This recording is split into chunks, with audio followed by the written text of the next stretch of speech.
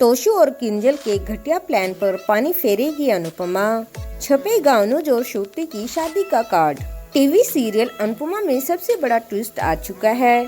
अनुपमा और अनुज का आमना सामना हो गया है, जिसके बाद अब कहानी में एक बार फिर मोड़ ले लिया है।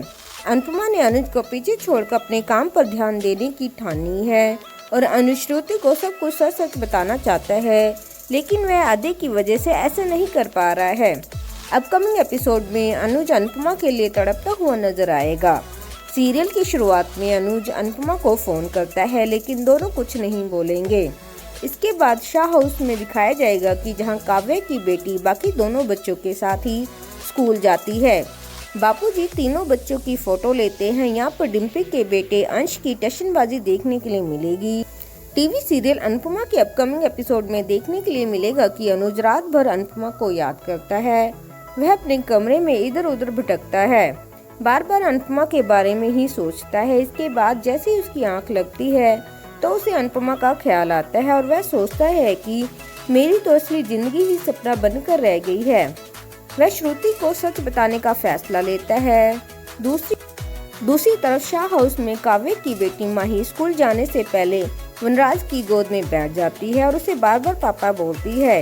ये चीजें देखकर सब हैरान रह जाते हैं। तब अंश माही को वनराज की गोद से उतार देता है। बच्चों के जाने के बाद वनराज काव्य से सवाल करता है कि उसने माही का एडमिशन अंश के स्कूल में क्यों करवाया। तब काव्य बताती है कि वह खुद अपनी बेटी के स्कूल का खर्चा उठाने वाली है। आगे देखने के लिए मिलेगा कि यशदीप अनुपमा को किंजल के घर छोड़ देता है और घर में ही अनुपमा परी के साथ खूब खेलती है। तभी तोशु को किंजल अनुपमा से बात करने के लिए इशारा करती है और फिर तोशु बोलता है कि आप हमारे साथ ही रह लीजिए, आप यहाँ आराम से रह सकती हैं, क्यों आप किसी के पास जॉब कर रही है। अनुपमा तोशु की बात नहीं मानती और बोलती है कि मैं परी से मिलने आती रहूंगी, लेकिन अपनी जॉब नहीं छोड़ूंगी। अब मैं किसी पर बोझ नहीं बनूंगी।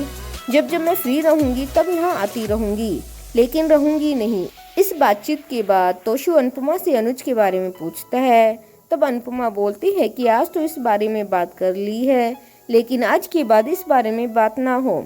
शो में आगे दिखाया जाएगा कि आधी रात को अनुज श्रुति से बात करने का फैसला करता है, लेकिन तभी श्रुति से बताती है कि उसको भी एक बात करनी है।